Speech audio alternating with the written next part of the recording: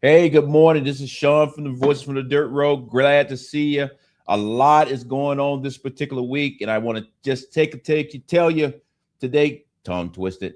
Want to tell you today that one of the things I'm going to try to do for you is bring you up to speed on everything that's going on in agriculture, at least those big rocks. And not going to hold you too long this morning, but I think a lot of significant things are happening internationally. Then also here in the United States, and then also here locally. Um, One of the things I want to do before I jump right into it, just tell you right off the top, we're going to be talking three things. I'm going to talk about Iran. I'm going to talk about what's going on with the peace deal. I'm going to talk about the screw worm, what's currently going on with that, and then I'm going to talk about the pressure that Georgia's still facing on the bankruptcy. But before I do all of that, let me walk you through the stool so that you understand what this show is all about and what we focus on. As y'all guys know, I know a lot of y'all guys follow me. I want to say thank you for that. We focus on this stool that we put together a long time ago, and this stool is focused on row crop, on livestock, on forestry, and all of those things are supported by our USDA. And as y'all guys know, we got a lot of things happening in each one of those pillars. And then on top of that, we always come back and say, okay, where are we at on the farm bill? And I'll spend some time next week because a lot of Congress was out this week because we just had the elections, different runoffs around the country. So a lot of the Congress was back at home, but we'll talk about where we're at on the farm bill next week. I'll give you more detail on that. But what I wanted to just tell you today is when I'm talking to you today, everything that we're talking about is going to touch every pillow of this stage of this stool that we actually have, every leg of it, but it will mainly focus in on livestock. As y'all guys know, let's just jump right into it. Um, you know, if you're not aware, I know some of you may not. I can clearly understand that it's not a big deal.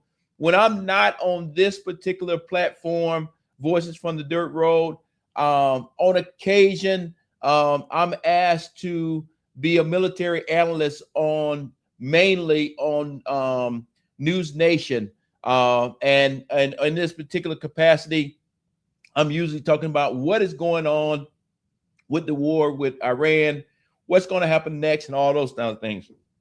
If you hadn't seen that, you can Google it or go back to YouTube, and you'll see some of those hits that we had. But just last week or earlier this week, I was on. I think that was either Monday or Sunday. One of those days, I was on talking about the current situation that we actually have in Iran. And what I mean by the current situation we have in Iran is I said a very, in my mind, a very powerful line in that particular analysis. I told them that, or told the audience that I spent a significant amount of time in the Middle East. I told the audience that I spent time in Israel and pretty much all the countries that are involved. I've actually personally been there. Now, I want to make sure everybody clearly understand I have never been to Iran and never the desire to go to Iran. However, I've been in the Middle East and in most of the countries that they mentioned all the other times. But with that being said, I said this line in 5 days. Then I guess it was on Monday. I said in 5 days, the Middle East is a very tough neighborhood, and a lot of things can happen in the Middle East that will have great effect on do we actually get a peace deal. And I think if any of us has been following the news, I think it was Wednesday or Thursday, the president was in France at the G7 announcement, and he actually signed the MOU. And then the vice president was supposed to be on a plane right now as we speak, headed to Switzerland to sit down face to face and sign the MOU. With all of those things said, currently right now, as I'm speaking to you this morning, Israel is fighting Lebanon again, or actually Hezbollah, that's stationed in Lebanon, which has put pressure on the agreement. And then on top of that, here back in the United States, Democrats and Republicans have pushed back on the MOU that we have already signed and said is not a very good deal for the United States. But let me take a break right there before I get too far down into it and just let you look at the MOU for yourself. Two things I wanted, the MOU, just to make sure everybody clearly understands, when we put together MOU on the national stage or international stage, it's really going to be no more than 2 pages. Very short, very high level, which is what you want to see. But I just want to bring 2 things to your attention. If you take the time out and look at it, and we'll post this for you so you can read it for yourself. Point number 4 and point number 6, I actually highlighted them for you. Point number 4 is in purple. Point number 6 is in gold. Point number 4 it basically says that upon signing this document, all parties involved, Iranians and the Americans, upon signing this document, Iran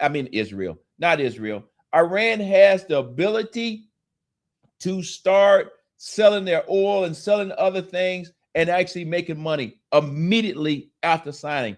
That means that Iran will start bringing in money, and on top of that, who knows what they're going to be able to do with it. So a lot of people had some issues with that particular point right there. And then point number 6 that's there in highlighted in gold, that point there talks about the $300 billion that the United States and the president and Vice President Vance is saying that money is not coming from the United States. But if you look at the wording, it clearly says that the United States will be administering. So that means behind the scenes that everything is going through us. And again, a lot of pushback on that from our civilian leadership back in D.C. on the Democrat and Republican side. And right now, as we speak, the vice president is supposed to be on the plane headed to Switzerland early this morning. He actually made the official announcement that they are not going.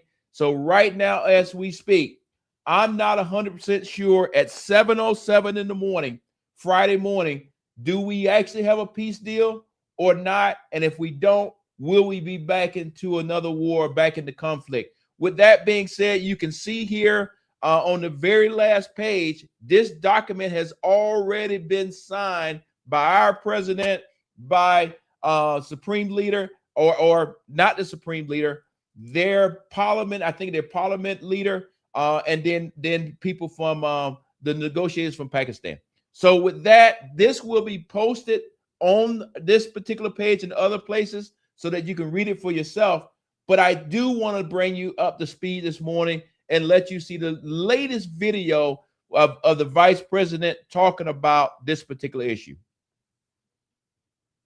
Oil tankers began moving through the Strait of Hormuz again as the U.S. lifted its blockade of Iranian ports after more than 2 months. Meanwhile, the Trump administration is being criticized over a $300 billion economic relief plan for Iran. CBS News correspondent Jesse Mitchell reports. A White House spokesperson tells CBS News Vice President J.D. Vance is no longer traveling to Switzerland Thursday night, saying plans for the upcoming talks to end the war have not been finalized and that the U.S. delegation has been prepared to depart at the first available opportunity. The initial memorandum of understanding between the U.S. and Iran to stop fighting was signed separately by each country Wednesday. Defending the current agreement earlier at the White House, the vice president rebuked some members of Israeli Prime Minister Benjamin Netanyahu's cabinet for condemning the points that have been made public. If I was in the cabinet of the Israeli government, I might not be attacking the only powerful ally that I have anywhere left in the entire world. On social media, President Trump wrote, quote, "These fools who think I haven't been tough enough on Iran when the stock market just hit a record high and oil prices are tumbling down are either jealous, bad people, or stupid." On Capitol Hill, lawmakers across both parties have criticized terms of the deal. Literally everything that President Trump said he was trying to accomplish with this war has failed to accomplish. I believe he has delayed the Iranian regime's ability to get a nuclear weapon, which is very, very important. But my hope would have been that he would have finished the job and basically eliminated that threat in the future. While others say they support giving diplomacy a chance. cautiously optimistic. I'm glad the markets are responding well, but the markets are ultimately going to be responding to the details that we all need to see. A White House official confirmed to CBS News that senior Trump administration officials hosted a briefing call Thursday with congressional leaders about the agreement with Iran. Jesse Mitchell, CBS News, New York. Well, you say to yourself, Sean, what does that have to do with Voices from the Dirt Road? And I tell you exactly what it has to do with Voices of the Dirt Road. Is because we thought we had an agreement, gas prices that went down, fertilizer prices had dropped, all kind of things that started to drop. Now the question comes in as the market started opening back up this morning, and it looks like the deal is off. It also don't look like it. Israel is currently fighting as we speak with Lebanon. The question is, will all of those things start spacking back up again? And then how do we get to the finish line? So this is the reason why I bring it to you on this particular platform, is because all of these things that we're talking about that's happening internationally is actually affecting farmers across the board. Don't make a difference if you tie the livestock, row crop, forestry, or even the USDA across the board. It will have great effect on our farmers, because that diesel price that just fell the other day, where they talk about the markets, now I believe when the markets open back up, because it's a dark cloud back over this situation again, that potentially we're not going to be a peaceful solution, it potentially is probably going to go back up, and I believe it will go back up. So I just wanted to bring that to your attention, because this issue here is what I call current operations. These are the things that are happening right now as I'm speaking to you on the air. With that, I want to move now to the thing that's kind of a little bit closer to us as farmers across the board, especially on the cattle side.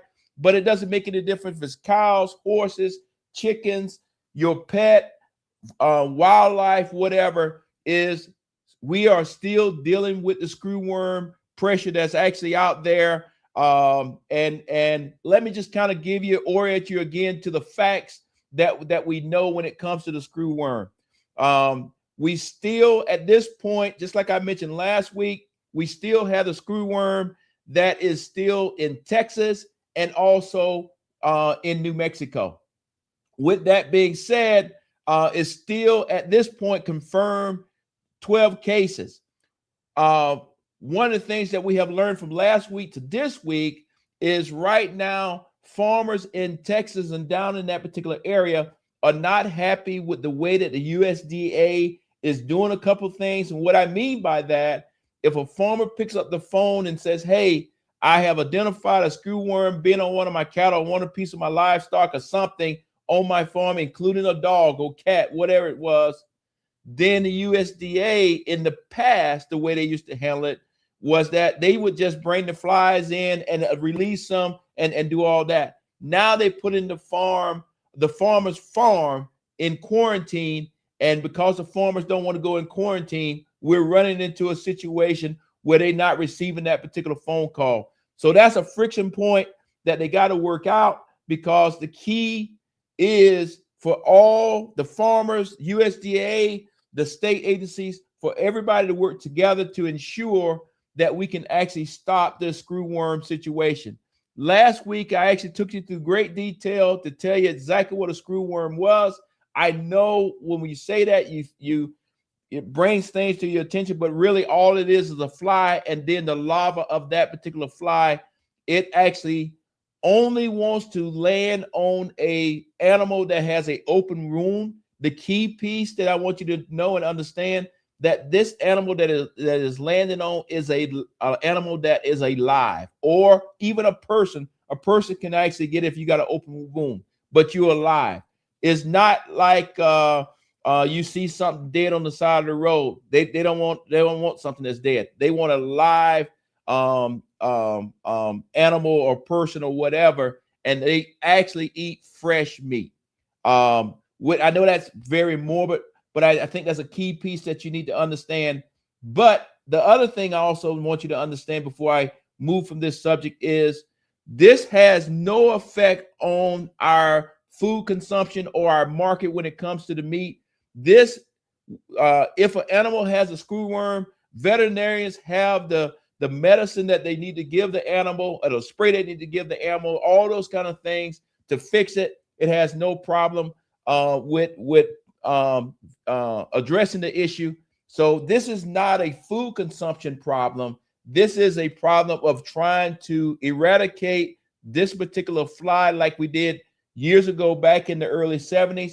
As y'all think y'all guys know, I told you last week, it was 60 years ago. So we heard about this the first time in 1966. I won't go back through all of that, but at the end of the day, we have the tools in place.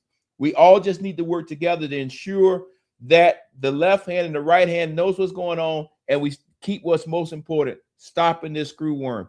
With that being said, here in the great state of Georgia, where I'm at, our Secretary of our Commissioner of Agriculture, Mr. Tyler, has put control measures in place. I thought that was outstanding that he decided to do that, even though we don't even have a case. But I thought it was very smart of him to say, okay, if any animals are coming into our state, they will be checked before they come into the state, which I think is outstanding. It doesn't make any difference. It's horses, cows, chickens, goats, whatever it is. It's stations now as trucks or individuals that are bringing animals in. They will be stopped. They will be checked by the Department of Agriculture at the state level to ensure that these animals are fine. And if they're not, then they have to go through some other protocol. But I just want to give a shout out to our agriculture community for doing that, because I think it's very important that in this situation, don't wait on the federal government to fix it for you. You need to make sure that you got things for yourself put in place. And I just encourage all the farmers out there to do the same thing that I'm doing every day. I go out and make sure that I check my animals and kind of go from there. Again, we do not have a screwworm problem here in Georgia, but you never know what you don't know unless you go out and check your animals. And right now, we are in a situation, at least in my part of Georgia, that we're basically every 3+ days, we get a major rainstorm. I don't want to be the person say that we didn't pray for the rain, because we needed the rain because we was in a drought. But however, right now we actually getting enough. We actually getting rain. But now when you go out to try to spray your cows or put some pollen on them for the flies, if it rains the very next day or that afternoon, it washes right off the back and you still have the flies. So, you have to take the good with the bad. And that's just where we're at. But my recommendation is just to be to all our farmers and pet owners and everybody, just check your animals and kind of go from there. We will come back next week with some more updates on this particular issue, because I think it's going to be a while before we get our hands completely around it. But the good thing is, as of this morning at 7:18, that we only have 12 cases that we're currently tracking, and that has been holding. So that's a good thing. What we're doing by putting out the sterile flies is actually working. I think next week, depending on where we're at, I may pull a video that kind of show you that whole process. If you don't understand what I'm talking about, that how we actually fight it. So that's currently where we're at on that particular piece.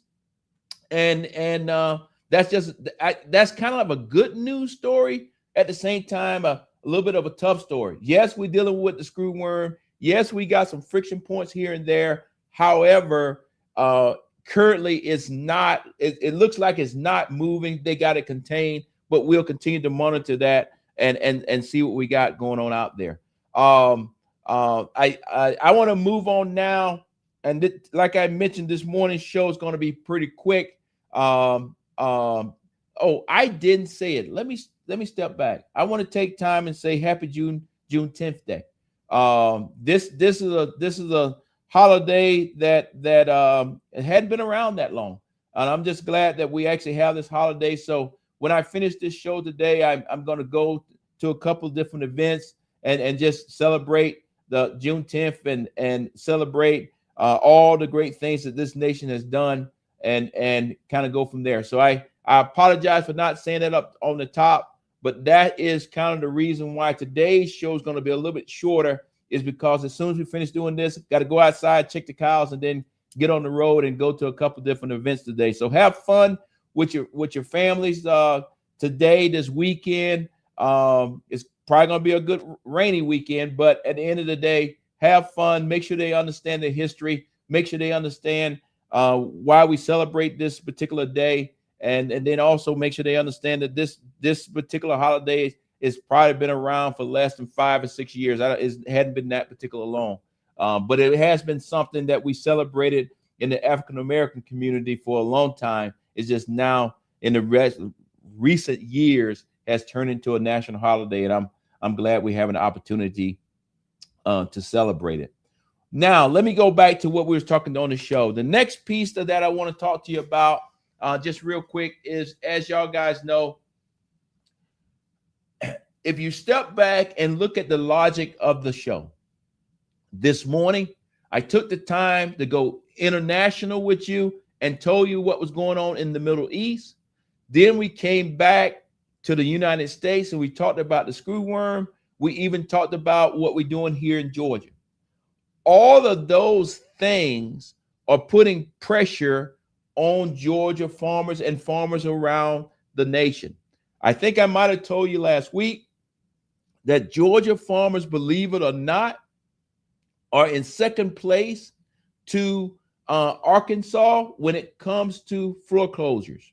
Right now, the current weather that we're dealing with is we either got places that are in droughts, so farmers are dealing with a drought, or as of right now, we got places that are flooded from the storm that's making its way out of the Gulf all the way up. So now we have too much water, and if crops were out, they're flooded, or you can't get in the field and all those kind of things. I mention all of that is because you got the international pressure of Iran and what's going to come with the peace deal. You got the screwworm pressure that's out there, and that's affecting the livestock side of our stew. And then you also have the weather that's affecting row crop and everything else across the board, including livestock. Because right now, one of the things, y'all guys know, my farm is not the biggest farm in the world. I never wanted to be the biggest farm in the world. But I buy my hay. And I talked to my hay guy a couple of days ago, and he made a very profound statement. I said, hey, this time last year, I'd already bought the hay. It was out at my house, in the shed, the whole 9 yards. And I said, where you at on the hay? He said, Sean, I got plenty of hay, but it's actually still grass in the field because we had not had 3 or 4 or 5 days of sunlight.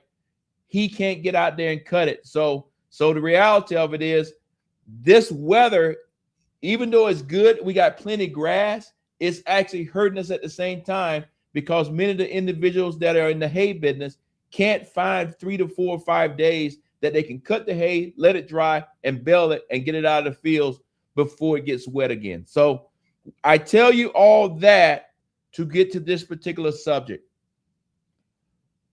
Farming is tough, and I think everybody understands that. It is tough, but it is very rewarding, and we need to make sure that we keep farming and farmers always at the forefront and making sure that they can actually make a living. And at the same time, trying to open up doors that we can actually bring other younger farmers into it. Y'all guys know I was born on a farm and all of that. But really, when I look through the lens of myself, I left, went to the military, all those kind of things, always came back and helped out on the farm. But it was my military experience and my saving of money to help me buy the farm that I'm on today. And with that being said, I'm always looking for ways that we can find a way to get young people into farming. And the reason why I bring this up at this moment is right now, like I mentioned earlier, Georgia is second to Arkansas when it comes to bankruptcy. And what concerns me is this. If we continue to have farmers going out of business, then the question goes into play, who's actually buying that farm. Who's buying it? Because right now, young people are already struggling trying to buy a house before they're 40. And the question is, then how are young people even going to afford to buy a farm? Because you can't go out there with $12 and think you're going to buy a farm. And nobody's just going to give you one. And that's even if your parents had it, your grandparents had it, it's still an incurred cost there when you actually get it turned over to you. You've still got to be able to make a living off of it. And it's going to be a lot of work.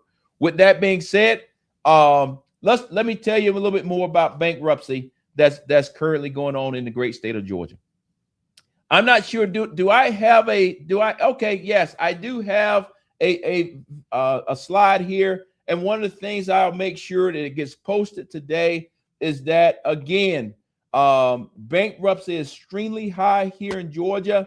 Like I mentioned earlier, we are second to Arkansas. The reason why I bring up Arkansas is because if you following any agriculture news, they're always talking about Arkansas.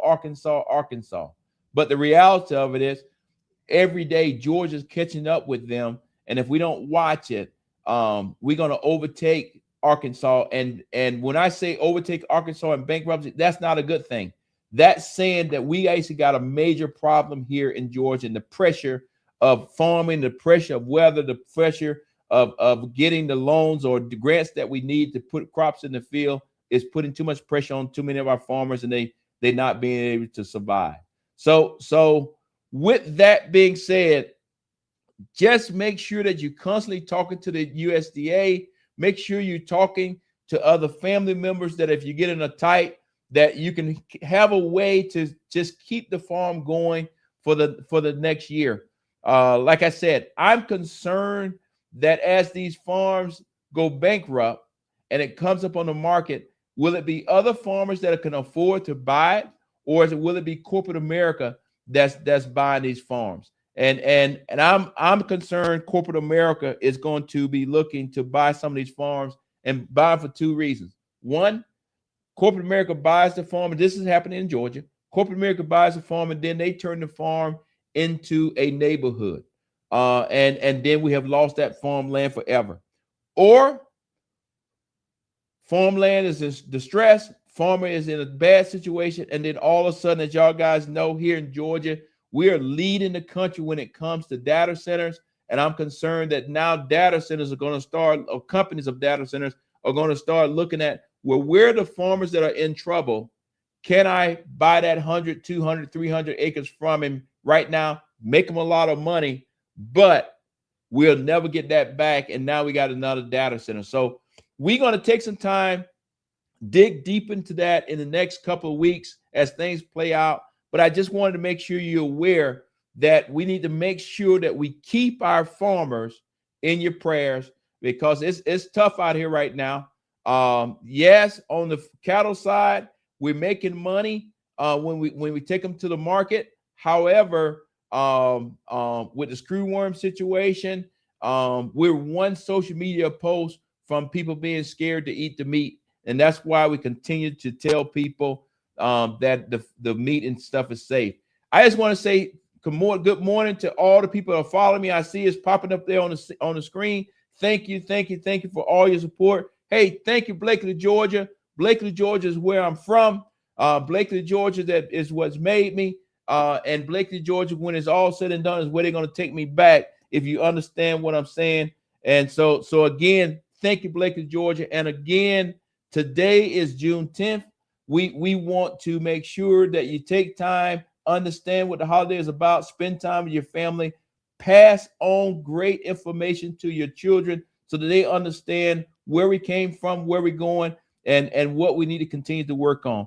With that being said, I think I'm getting pretty close to the end of the show, but I do need to let you know is that this, as farmers are being stressed, as y'all guys know, I spent a few years in the military, and soldiers are also stressed. But in this case, farmers are very stressed now. I say it every week.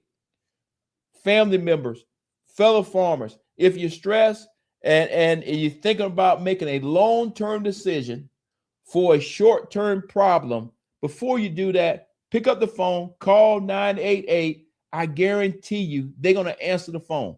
I can also guarantee you somebody on the other end is a professional and will be able to talk to you and help you get through whatever crisis you think you actually in and help you get to the next day. I'm a firm believer. If you can just get to the next day and the sun, you see the sun come up, you can get enough help, and people will help you in your community to help you get through this particular problem. And like I said, this is very important to me because here in Georgia, our bankruptcy is going up very quickly. And I'm worried that some of our farmers may make a long-term decision for a short-term problem. So with that, this is the number. It'll be posted on all of my stuff on forums on Voice from the Dirt Road. Please, if you got a problem, please address it. With that being said, and this is our cool logo over there. I'm not sure, can you see it? But I ask you when we get off the show today, and it goes to YouTube, please, if you watch it, great, but share it with your friends because we actually have more people watch our show on YouTube than we actually have it watch it live. But I do want to say thank you to everybody that's watching right now, because without any advertisement, without any behind the scene games, right now, give yourself a hand clap. 305 people are actually watching me talk about agriculture here in the great state of Georgia at 7:31 in the morning. That right there says that people are interested on what's going on in the world of agriculture, and we want to do everything that we possibly can to make you aware of what's going on. So with that, hey, I believe that you're going to have a great weekend. We'll see you next Friday. If you see me around somewhere this week, just stop and say hi. And look, hey, the cup is empty. Have a great day.